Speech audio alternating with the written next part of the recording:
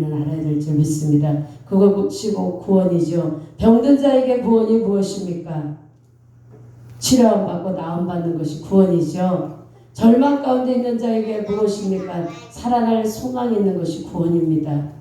가난한 자가 부유함을 누릴 수 있는 게 구원이고, 또 무엇보다도 가장 큰 구원은 뭐예요? 영원히 죽었던 저와 여러분을 예수 그리스도의 생명으로 살리셔서 우리가 더 이상은 죽은 자가 아니라 산 자가 되었다는 것, 그것이 참된 구원인 줄 믿으시기를 바랍니다. 11절에 그 후에 예수께서 나인이란 성으로 가실새 제자와 많은 무리가 동행하더니, 그렇죠, 백부장의 하인,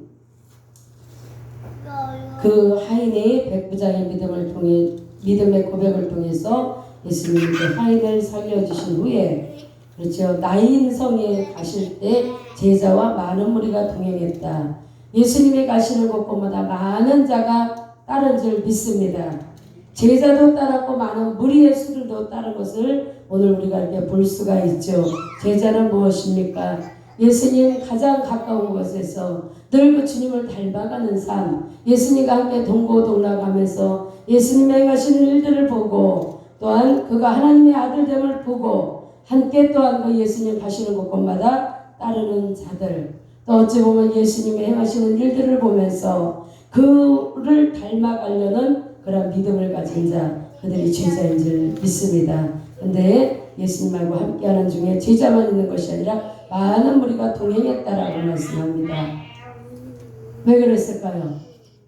예수님의 많은 기적과 표적과 이사를 행하심을 보고 여기 따르는 무리들은 온전히 예수님의 하나님의 아들됨을 믿고 따르는 자들이 아니라 자신들의 필요를 채워주고 많은 기적과 이사를 드러내면서 또 많은 자들, 어려운 가운데 있는 자들을 구원하시는 그 주님을 보고 또 그렇게 예수님을 따랐던 것을 볼 수가 있습니다. 우리는 예수님을 따르는 자들로, 예수님과 함께 동행하는 자들로 어떤 믿음을 가지고 나갑니까? 예수님을 닮아가기를 원합니까? 예수님은 하나님의 뜻을 철저히 순종하셨고 하나님 말씀을 철저히 겸손으로 받으셨고, 그렇죠? 내가 아닌 주님이 받으실 하나님이 받으실 영광을 위하여 살아가신 줄 믿습니다. 그럴 때 우리가 동행할 때 그런 믿음을 가지고 나아가야 될 줄 믿습니다.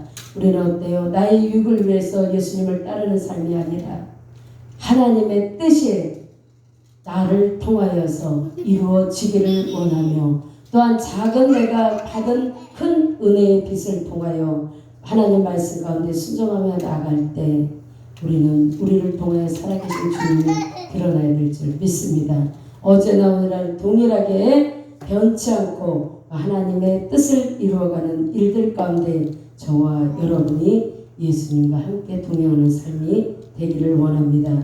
2000년 전에 약속하셨던 그 예수님, 성경책 가운데 갇혀있는 예수님이 아니라 지금도 그 예수님 함께 살아계셔서 역사하시며 나의 삶에 세밀하게 지키시고 돌보시면서 하나님 자들의 모든 삶을 돌아보시고 절대 주권자 되신 그분께서 저와 여러분을 늘 변함없이 사랑하시고 이끌어가시고 때로는 깨닫게도 하시고 위로도 하시고 때로는 책망도 하시고 때로는 길이 되셔서 우리를 안내하시는 은혜가 있는 줄 저와 여러분 믿으시기를 바랍니다. 그래서 우리가 누구와 동행하느냐가 참 중요하죠. 만남이라는 거 여러분들 잘 아시잖아요. 내가 누구를 만나냐가 너무나 중요합니다. 첫째 만남은 뭐예요? 첫째 만남, 부모와 자녀가의 만남이 되어지죠. 가정 가운데서 어떤 부모를 만나느냐에 따라서 그 자녀의 삶이 많이 달라집니다. 여러분들 다 느끼실 거예요. 어떤 부모 밑에서 태어난 자녀들은 제가 하객동에 있을 때 보니까 그 옆에 법원 유치원이 있어요. 어린이집이. 그런데 거기를 다니는 거 우리는 몰랐어요. 이름이 그런가 보다라고 이렇게 생각을 했죠. 그래서 이제 아이들을 또 은혜은찬이를 거기서 보낼까 하고 이렇게 기웃기웃 하기는 했어요. 언제 이렇게 자리가 나면 들여보낼 수 있을까라고 하는데 누가 그때 그러더라고요. 여기는 엄마 아빠가 법원에 근무하는 자, 법원에 있는 아이들만 이곳에 들어갈 수 있다라고 이야기를 해요. 그거를 보면서 참 어린아이들이 말도 제대로 못하는 그 아이들이 따로 그렇게 구별이 돼서 그 엄마 아빠의 그러한 출생의 신분을 통하여서 그 아이들의 교육이 벌써 다르다는 걸 보면서 제가 마음이 조금 그럴 때가 있었어요. 아, 그것도 또한 어린아이들, 정말 아무것도 모르는 그 어린아이들인데 엄마 아빠가 법원 출신, 검찰에 있고 변호사이고 이런 아이들만 따로 그 아이들 도대체 어떤 교육을 시킬까 궁금하기도 했었습니다. 그러는데 하물며 세상에 이런 그런 신분을 가지고도 그렇게 구별이 되는데 저와 여러분 하나님 자녀입니다. 하나님의 사랑을 입고 살아가는 자입니다. 우리들 신분 정말 헛되이지 아니하도록 우리는 늘 그것을 믿음 가운데 잘 지켜나가는 저와 여러분이 되기를 원합니다. 그래서 만남, 내가 누구를 만나느냐에 따라 너무나 중요해요. 끼리끼리라는 말 여러분들 아시죠? 특별히 부부가 잘 만나야 되고 부모와 자녀가 잘 만나야 되고 또 자녀는 어때요? 친구를 잘 만나야 돼요. 그렇죠? 친구를 잘 만나고 또 더 나아가서는 스승을 잘 만나야 됩니다. 누구를 만나냐에 따라서 그 자녀의 인생이 달라지고 나의 인생에 달라지는 것을 우리가 많이 볼 수가 있습니다. 교회도 우리가 바른 교회, 좋은 교회, 살아있는 교회를 만나야 되는 것이 가장 중요해요. 영적인 일에. 근데 또 우리들 하나님이 일하시는 교회, 하나님도 빚값으로 사신 바 되고 거룩한 주의 진리의 말씀 가운데 사람의 부족함이 어떠한 것을 말씀 안 하고 주님 앞에 순종되어져 가는 그 믿음의 역사 가운데 이 교회가 성령의 이끌림을 받는다는 거 큰 은혜인 줄 믿습니다. 교회를 오면 예수님의 생명이 늘 있어야 될 줄 믿습니다. 주님의 행하신 일들이 일어나야 돼요. 또 마음에 묶임 있는 자가 예수님을 만나면 자유했잖아요. 살아나는 역사가 있었잖아요. 또 치유되고 회복되는 역사가 있었잖아요. 못 보는 자가 보게 되는 역사가 있었고 무지한 자가 깨닫는 지혜가 열어지게 되어 있잖아요. 그래서 교회가 그런 역사, 그것이 곧 하나님은 영이시니 살리시는 영이라 말씀하신 같이 그런 역사가 끊임없이 일어나야 될 줄 믿습니다. 그래서 우리 교회 이렇게 교회에 나오고 또 믿음 생활을 함에 있어서도 여러분들 이웃을 잘 만나도록 기도해야 될 줄 믿습니다. 내가 믿음이 은혜가 충만하고 성령의 충만한 가운데 늘 성령의 인도하실 가운데 순종하며 정말 늘 주님을 의지하며 살아가는 자들, 어찌 보면 은혜 충만하다, 성령 충만하다 하는 자들하고 계속해서 교제가 이루어지면요 신앙의 아름다운 본이 도전이 되어질 줄 믿습니다. 아, 저 사람은 어떻게 하면 저렇게 하나님의 사랑을 받을 수 있는가? 정말 저 사람이 어떻게 하길래 주님이 저렇게 기뻐하실까? 어떻게 하면 하나님이 저 하나님의 귀한 복을 다 부어주실까 하고 여러분들이 그런 것들을 사모하면서 봐야 돼요. 그 누가 잘 되니까 저 사람만 받고 나는 아니야 나가 아니라 저 사람이 어떻게 하길래 하나님의 그 사랑을 받는가, 저 사람이 어떤 성김이 있기에 주님이 저렇게 감동을 하시는가, 저 사람이 어떻게 주님을 사랑하기에 그 사랑에 힘입어 저렇게 사랑할 수 있는가, 우리가 그거를 볼 수 아는 지혜가 열어지기를 원합니다. 그런데 그렇게 신앙생활 잘하고 정말 주님을 사랑하고 주님 뜻대로 살고자 하고 하나님 말씀이라면 아멘 예 하고 나가는 순종하는 자들과 모이는 사람이 있는가 하면 또 한부류는 그렇죠. 늘 교회에 대해서 원망하고 불평하고 하나님 말씀에 불순종하고 하나님이 생각이 먼저이기보다는 내 생각이 먼저고 하나님 말씀에 순종하기 나가기보다는 내 뜻을 주장하고 살아가는 자들이 있어요. 그런 자들은 늘 똑같은 것을 봐도 어떤 분은 정말 은혜를 봅니다. 정말 거기에서 하나님의 사랑을 발견을 해요. 하나님의 위로하심을 발견을 해요. 그런데 원망하고 불평하는 사람들은 하나부터 열까지 다 원망과 불평. 왜 나만 이렇게, 하나님이 왜 나만 이렇게 미워하실까, 하나님이 왜 나만 멀리 하실까, 이렇게 하면서 원망 불평하는 사람들이 있어요. 그건 결국 뭐예요? 왜 교회 나오면 나를 몰라주는 거야? 왜 나만 이렇게 힘들고 어려운 거야? 왜 저들은 나 자기 자신을 그렇게 인정받고자 하는 자들은 왜 그런 자들은 은혜가 없는지 아십니까? 교회는 나를 인정받기 위해서 나오는 곳이 아니에요. 교회라는 것은 예수 그리스도의 피값으로 사신받은 교회, 먼저는 우리 건물이 아니라 여러분들 한 사람 한 사람이 예수님의 몸을 이루어가는 작은 교회들임을 여러분들 믿으시기 바랍니다. 우리의 머리 되신 예수 그리스도로 인하여 우리는 그 예수 그리스도의 생명의 값으로 한 몸에 붙어있는 자들입니다. 그래서 예수 그리스도의 몸을 이루어가는 작은 살아있는 교회들로서 내 주장에 나와서 되지 않아요. 그렇죠? 내가 원하는 바 내 뜻대로 그 주님을 이끌어가는 것이 아니라 어떠한 것을 말씀하시든 주님이 원하시는 것대로 따라 순종해 나갈 때 그 안에서 주님으로 인하여 하나가 되어지는 것을 여러분들 아시기를 원합니다. 근데 믿음이 잘못된 사람들은 어때요? 교회를 다니면서 텃세라는 사람들이 많아요. 내가 먼저 교회 왔는데 내가 많은 은혜를 받았는데 내가 이 직분의 높은 자리에 있는데 절대 아닙니다. 교회에서 직분을 맡기시면 하나님의 아들이심에도 불구하고 예수님 이 땅에 낳고 천한 곳에 이르러 어때요? 제자들의 때 묻은 그 냄새나는 발까지도 씻어주신 겸손으로 살아가신 예수님을 우리가 생각한다면 많은 오래 신앙생활을 하고 많은 하나님의 은혜를 체험하고 또 직분의 자리에 뽑아 세우셨다면 정말 하나님의 그 큰 은혜에 빚을 아는 자들로서 주님 앞에 겸손함으로 조아려서 정말 주님이 나를 사랑으로 섬겨주셨던 은혜로 섬겨주셨던 그 사랑으로 섬겨주셨던 그 은혜를 알고 또한 다른 이들을 그렇게 섬기라고 세우시는 그 자리인 줄 믿습니다. 그렇게 돼서 교회에 오셔서 혹여라도 서운하세요? 예수님이 서운해하시는가 내가 서운해하는가 묻기를 원합니다. 교회의 주인은 예수님이세요. 그렇죠? 주인이신데 내 주장이 나올 때는 하나님 자리에 내가 또 앉아있는 게 아닌가. 정말 주님의 자리에 내가 또 주님보다도 더 높은 자리를 차지하려고 하는 게 아닌가. 여러분들 그렇게 여러분들 자신 신앙을 점검하실 때 올바른 믿음으로 나아갈 수가 있게 되어지는 것입니다. 하나님 말씀을 따라가려면 거기에 불협화음이 절대 없습니다. 왜요? 내 기준, 내 유익이 아니라 주님의 말씀, 주님의 뜻 가운데 하나님의 일을 이루어가는 가운데 여러분들 한 사람 한 사람 거기에 맞춰서 하나님께서 세워주신 분들이기 때문에 그렇습니다.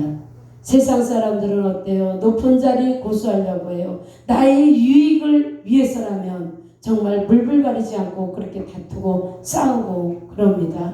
다른 사람을 살리기보다 끌어내리고 다른 사람을 정말 유익하게 하기보다는 남이야 어떻게 되든 말든 나의 유익만을 고수하는 것이 세상이잖아요. 그런데 우리 교회는 달라야 될 줄 믿습니다. 내가 손해가 되는 것 같다 할지라도 하나님 나라의 유익이 되어진다면 주님이 기뻐하시는 것이라면 나 자신을 내려놓고 주님 앞에 그렇게 겸손의 모습으로 가면 절대 여러분들 하나님 나라에 심는 것, 하나님 나라에 드리는 것, 하나님 나라를 위해 헌신하는 것, 하나님 앞에 드리는 믿음, 작은 믿음 하나하나까지도 결코 헛됨이 없는 줄 믿으시기 바랍니다. 하나님은 우리에게 돌려주시되 가장 좋은 것, 가장 선한 것, 가장 귀중한 것, 가장 생명을 주시는 것임을 여러분 믿어야 될 줄 믿습니다. 그래서 우리의 믿음이 그렇게 점검이 되어져 갈 때 우리는 방향을 잃지 않아요. 반석 위에 든든히 서가는 교회는 무엇입니까? 하나님 말씀 가운데 그 말씀에 순종을 다하고 겸손을 다하고 주님이 우리에게 베풀어 주신 사랑의 헌신, 섬김을 통해서 우리가 우리 자신을 주님의 말씀 가운데 따라가고 맞춰가고 나 자신을 놓고 나아갈 때 우리 인간의 것으로는 불협화음이 없어요. 그래서 많은 사람들 시험당한다 라고 이야기할 때 주님 뭐라 그러셨어요? 시험당함은 나의 욕심 때문이다 라고 말씀합니다. 여러분들 교회 와서 나를 주장하는 것이 아니라 주님을 주장하기를 원합니다. 주님이 원하시는가 아니하시는가 그것을 볼 때 여러분들 마음에 믿음에 흔들림이 없어요. 그래서 여러분들 믿음을 지키고 은혜를 지키는 것, 그것은 늘 하나님 말씀에 옳다 하시는가, 내 안에 계셔서 이끌어 가시는 성령의 음성에 내가 순종해 가는가, 나의 유익을 구하는가, 주님의 유익을 구하는가, 이것이 내가 원하는 것인가, 주님이 원하시는 것인가, 나의 유익인가, 교회의 유익인가, 여러분들 그것을 돌아보기만 해도 여러분들은 올바로 그렇게 주님 앞에 나아갈 수 있음을 믿으시길 바랍니다. 12절 성문에 가까이 이르실 때 사람들이 한 죽은 자를 메고 나오니 이는 한 어머니의 독자요 그의 어머니는 가부라. 그 성에 많은 사람도 그와 함께 나오거늘. 성문에 가까이 이르실 때 이제 여기서부터 만남이 시작이 되는 거죠. 교회, 요즘 말하면 교회에 가까이 이르실 때 사람들이 한 죽은 자를 메고 나온다라고 이야기를 합니다. 어때요? 성문 가까이 예수님이 지나가실 때 그 장사하는, 요즘은 그렇지 않지만 어때요? 장례 행렬이 되어지고 있다는 것을 볼 수 있습니다. 죽은 자를 메우고 나오니 이는 어떤 사람이다? 한 어머니의 독자다라고 이야기합니다. 우리들 자녀들 낳아서 키워보잖아요. 한 자녀가 있으면 그 자녀 하나가 커요, 둘이 커요, 다 같다고는 하겠지만 한 아들을 키우는데 한 아들을 잃어버리면 다 잃어버리는 거예요. 그렇죠? 그렇지만 두 아들이 있을 때 하나를 잃어버리면 한 아들에 대한 소망으로 살아갈 수가 있습니다. 그런데 여기에 보니까 아들이 하나 있는 독자 아들이 죽었어요. 근데 그 어머니는 어떤 사람이라? 과부라. 과부면 어떻겠습니까? 남편이 있는 자면 그만큼 또 어려움을 견딜 수도 있었을 거예요. 어떤 생활에 나를 책임질 수도 있는 그런 누군가가 있었다는 거죠. 그렇죠? 그렇지만 이 어머니는 과부라라고 이야기를 합니다. 지금도 그렇지만 외롭게 혼자 살아가는 자가 정말 쉽지 않아요. 그렇죠? 근데 이때 과부라는 건 정말 처절하고 정말 누가 돌아볼 수 없는 자이고 또 여자된 자로서 이렇게 살아갈 때 얼마나 많은 유혹이 있었겠습니까? 얼마나 많은 업신여김이 있었겠습니까? 남자들을 앞세워 살아가던 이 시대에 여자로서 무엇을 하면서 어떻게 살아야 될지도 모르는, 생활에 대해서 아무런 보장이 없는, 근데 그 아들 하나가 얼마나 이 어머니에게는 큰 소망이 되었겠습니까? 이 아들 하나만 잘됨으로 인해서 이 아들이 어느 자리에 반드시 서 있을 때 이 어머니의 모든 일생이 보장이 될 수도 있어요. 사람들이 나를 업신여긴다 할지라도 아들이 있잖아요. 그렇죠? 그 결국 뭐예요? 보호가 될 수 있다는 것입니다. 그러는데 그렇게 처절하게 사는 그 어머니에게 하나밖에 없는 그 아들이 죽은 것입니다. 모든 것을 다 잃어버린 자예요. 살아갈 소망이 없는 자예요. 정말 실패와 낭만 가운데 살아갈 소망이 없고 숨을 쉴 수 없는 그런 자리에 있는 그 어머니입니다. 그래서 그 성에 많은 사람도 그와 함께 나왔다라고 이야기합니다. 그 어머니와 함께 그 아들 죽은 장례 행렬을 따라가는 그들이 어떻겠어요? 어떻겠습니까? 모든 것을 다 잃어버리고 다 멀어진 그 여인네, 그 여인을 얼마나 불쌍히 여기는 마음으로, 안타까운 마음으로, 또 사람의 한계를 느껴가면서, 그렇죠? 이 죽은 아들을 누가 살려줄 수 있을까라는 그런 마음 가졌겠습니까? 정말 불쌍하고 처절하고 저런 인생이 있을까 하는 그런 마음으로 그 여인에게 그나마라도 힘이 되고자 함께 이렇게 지나가는 것을 볼 수 있습니다. 그럴 때 주님께서 가부를 보시고, 아멘. 여러분들이 지금 여러분들을 주님이 보시는 눈이 있기를 원합니다. 많고 많은 사람들의 주님은 나를 톡 찍어서 보셔요. 여러분들이 주님의 눈에 띄면 그때부터 인생은 달라지는 줄 믿으시기 바랍니다. 그 아무것도 가질 것도 없고 소망으로 나아갈 수 없는 그 처절하고 정말 숨을 쉴 수 없을 정도로 모든 것이 다 끝나버린 것 같은 이 땅에 어떤 것 하나 작은 소망까지도 가질 수 없는 그 가부를 주님께서 보셨다라고 말씀을 합니다. 주님께서 나를 보시면 여러분들 주님이 여러분들을 보셨다면 여러분들 어떻겠습니까? 여러분들 혹여라도 많이 우리 사춘기 때 그러죠. 스타들이라고 연예인들이 여러분들 이렇게 지나가다 눈이라도 마주치면 여러분들 마음이 설레요 안 설레요? 설레요. 그 유명한 스타와 눈만 마주쳐도 한번 지나가는 그 눈맞음이라도 얼마나 마음이 설레고 여러분들 그래요. 그렇죠? 그러는데 그 가부, 처절한 가부를 주님이 보셨다라고 말씀을 합니다. 저와 여러분도 주님이 지금도 보고 계신 줄 믿으시기 바랍니다. 여러분들 늘 불꽃 같은 눈동자로 여러분들을 보시는 주님의 눈이 있음을 여러분들 깨닫는 은혜가 있기를 원합니다. 여러분들 혼자 방에 혼자 앉아서 때로는 힘들고 어려움을 만날 때 어려운 태산 같은 문제를 만나서 여러분들 한숨 쉬고 있을 때도 주님이 여러분들을 똑바로 보고 계신다는 걸 믿으시기 바랍니다. 그 어려운 여인을 주님이 보시고 거기에 어때요? 보신 것만 해도 감사한데 불쌍히 여기셨다라고 말씀합니다. 주님은 우리를 불쌍히 여기시는 줄 믿습니다. 불쌍히 여기시는 은혜가 큰 줄 믿습니다. 사람들에게 불쌍히 여김을 받으면 업신여김을 당해요. 처절해질 수밖에 없어요. 그렇지만 주님이 여러분들, 저와 여러분을 불쌍히 여기시면 그때부터 그 인생은 달라지게 되어 있는 줄 믿으시기 바랍니다. 왜 세상 사람들은 나를 불쌍히 여기면서 자신들을 어때요? 자신들의 의를 세우고 나를 업신여기는 일이지만 주님께서 불쌍히 여기실 때는 그 마음이 애리고 아파요. 내가 이 자를 위해서 무엇을 해줄까? 정말 저렇게 고통스러워하는 저를 내가 어떻게 해줄까? 라고 주님이 그렇게 여기시는 줄 믿으시기 바랍니다. 저도 힘들고 어려울 때 늘 주님 앞에 주님 저 보고 계세요. 주님 저를 아셔요. 주님 무엇하고 계셔 할 때마다 주님은 저를 불쌍히 여겨주신 줄 믿으시기 바랍니다. 그래서 늘 이 말씀을 깨닫고 나서 저는 그랬어요.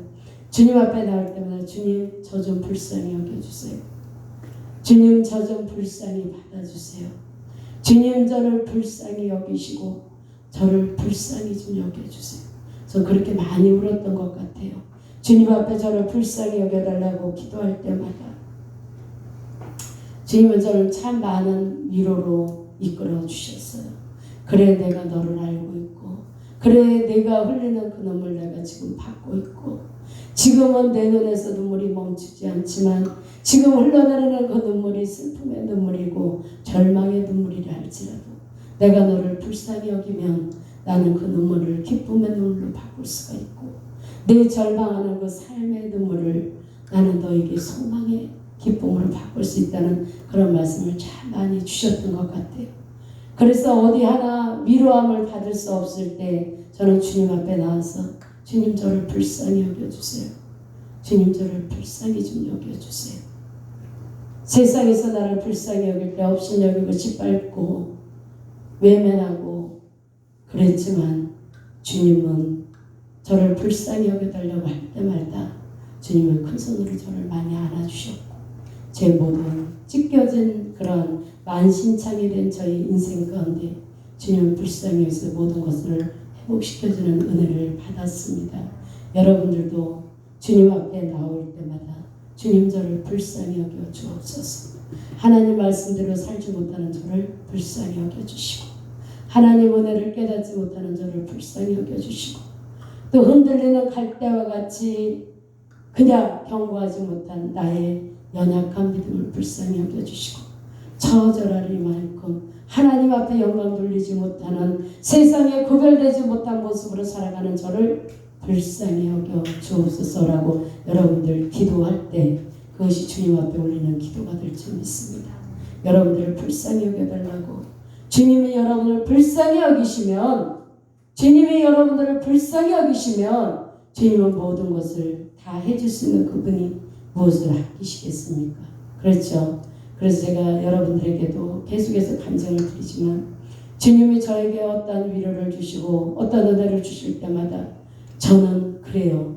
깊은 마음의 심중에 저는 그걸 합니다. 주님의 마음을 조금은 알아요. 주님, 제가 잘해서 주시는 것이 아니라 주님, 제가 또 불쌍하시죠. 주님, 저를 불쌍히 여기셔서 이 은혜 주셨죠. 그렇게 저는 고백을 할 때가 참으로 많습니다. 주님이 여러분을 불쌍히 여기시면 여러분들의 인생이 달라집니다. 주님이 아파서 여러분들을 끌어안으실 때 어때요? 여러분들의 생명을 주님께서 예수님의 생명으로 갚아주신 거잖아요. 우리의 철저한 생명의 값을 예수님의 피값으로 저와 여러분을 위해서 대가지불 해주셨습니다. 그 주님이 생명까지도 아끼지 아니하고 다 내어주신 그분이 저와 여러분을 위해서 무엇을 아끼겠어요? 누가 예수님의 생명이 있는 저와 여러분을 세상 가운데 업신여기게 주님이 그냥 두지 않으십니다. 왜요? 우리의 살아가는 삶의 가치는 예수님의 생명의 값이기 때문에 그런 줄 여러분들 믿으시기를 바랍니다. 그리고 주님은 또 우리를 위로하시는 분입니다. 그래서 저도 불쌍히 여겨달라고 기도할 때마다 주님이 그러셔요. 내가 너를 불쌍히 여기지 않으면 누가 너를 불쌍히 여길 것이며 내가 너를 돕지 않으면 이 세상에서 누가 너를 돕겠느냐라고 이런 말씀으로 참 많은 위로를 많이 주시더니 주님이 주시는 위로는 결코 세상 것과 견줄 수가 없습니다. 세상의 것, 내가 좋고 내가 무엇인가 있을 때 채워지지만 정말 힘들고 어려울 때 모든 것들은 다 떠나가요. 내가 가지고 있는 것들이 다 허비가 되고 그것이 다 없어지면요. 하나 둘씩 떠나갑니다. 왜 그래요? 자신들에게 유익이 없기 때문에. 그렇지만 주님은 내가 처절할 때도 변치 않고 그 자리에 계시고 내가 힘들고 어려울수록 더 저를 가까이 하시고 위로하시고 하나님이 주시는 것 있다가 없어지는 것이 아니라 영원한 것인 줄 여러분들 믿으시길 바랍니다. 불쌍히 여기서 울지 말라 하시고 그래요. 힘들고 어렵고 처절할 때 소망이 없는 그들에게 주님은 위로의 하나님이신 줄 믿으시기 바랍니다. 내가 너와 함께 있다. 내가 너를 돕고 있다. 두려워 말라 놀라지 말라. 내가 너를 보고 있다. 그렇죠? 내가 너를 도우리라. 참으로 내가 너를 의로운 오른손으로 붙들어 주리라. 또 하나님의 그 사랑은 변치 않는다라고 말씀하시면서 끊임없이 우리를 위로하시는 줄 믿습니다. 주님은 우리를 슬프게 하는 분이 아니에요. 부모가 어떨 때 가장 기쁩니까? 자녀가 부모 앞에서 재롱 부리고 자녀가 기쁘고 행복하게 사는 것. 부모 마음 보면 흡족해야 안 흡족해요? 흡족하죠. 나에게 무엇을 해줘서가 기쁜 것이 아니라 내 자녀가 기뻐하며 즐겁고 행복하게 살면 그것이 부모에게 위로가 되듯이 주님은 처절한 자들 가운데 울지 말라 하십니다. 울지 말라는 거 왜요? 그 주님을 바라보며 기뻐하자라는 말씀이에요. 한 번 더 생각해보면 내가 모든 것을 도와줄게. 내가 모든 것을 변화시켜줄게. 내가 모든 것을 지켜줄게 라고 말씀하시는 줄 믿으시기 바랍니다.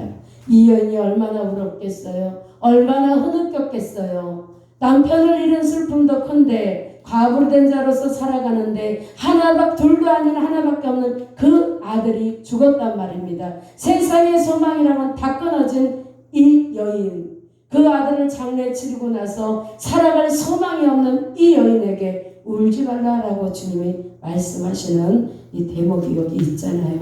14절에 가까이 가서 그간에 손을 대시니 맨자들이 서는지라. 이때는 어때요? 구약시대 때는 시체를 만지면 부정한 성이라고 이야기를 했습니다.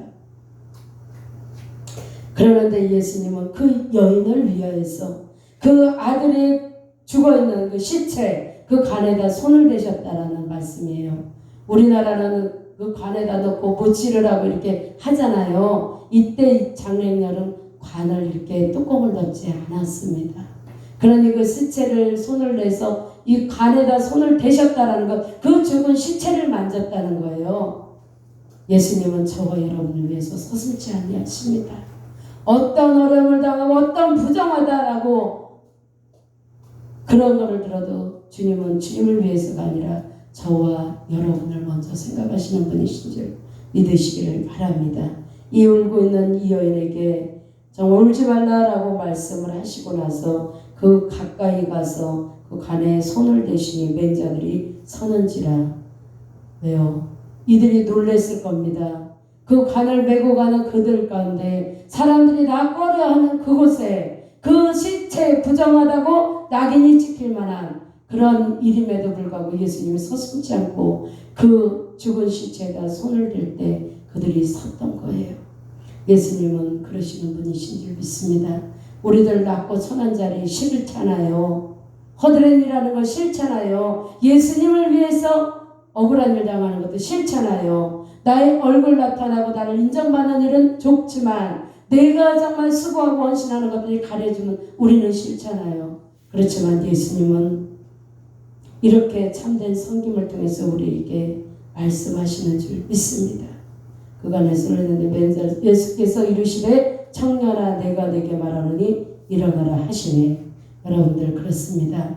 예수님을 만날 때 죽은 것들이 살아나는 역사가 있습니다. 죽어서 시체로서의 부정한 것, 더 이상은 세상의 생명이라는 거 없고 부정한 것에 있을 수밖에 없는 이 청년에게 손을 대시고 결국은 내가 내게 말하노니 일어나라 하시매. 아멘. 주님이 저와 여러분 예수님으로 인하여서 오지 않은 것들, 세상에 잘못된 것들이 있는 것, 그래서 하나님과의 관계가 끊어지고 하나님이 주신 것들이 다 죽어져 있는 이런 것들, 주님이 지금 이 시간에 일어나라 말씀하실 때 그것에 순종되는 역사가 있는 줄 믿으시기를 바랍니다. 여러분들 불순종이 이제는 순종으로 살아나는 역사가 있기를 원합니다. 힘들고 어렵고 저주받았던 사람들이 예수님을 만남으로 예수님이 그곳에 손을 대며 말씀하실 때 회복되는 역사가 있게 되어야 될 줄 믿습니다. 그래서 일어나라 하시며 죽었던 자가 일어나 앉고 말도 하거늘 예수께서 그를 어머니에게 주시니 죽었던 자가 일어나 앉고 말도 한다라고 이야기합니다. 하나님은 하나님 앞에서는 불가능이란 없는 줄 믿습니다. 죽었던 뭐든 죽어서 생명으로 살아날 기미가 없고 하나도 생명이라는 것이 없는 그곳에도 주님이 살아나라 말씀하시면 그것은 살아나는 생명의 역사가 있게 됨을 믿으시기를 바랍니다. 거기다가 일어나는 것도 놀라운데 거기에 앉아서 말도 한다라고 말합니다. 주님이 죽었던 것들을 살아 일으키게 하실 때는 일어나 세우실 때는 완전한 하나님이 일하신 줄 믿으시기 바랍니다. 이전에 연약했던 것들, 그렇죠. 약했던 것들이 주님의 생명의 역사를 통하여 다시 한번 새롭게 일어나면 하나님은 완전하신 분이길래 모든 것이 새롭게 되어지는 줄 믿으시기를 바랍니다. 이전에 또 이 청년이 어떤 청년인지 모르겠어요.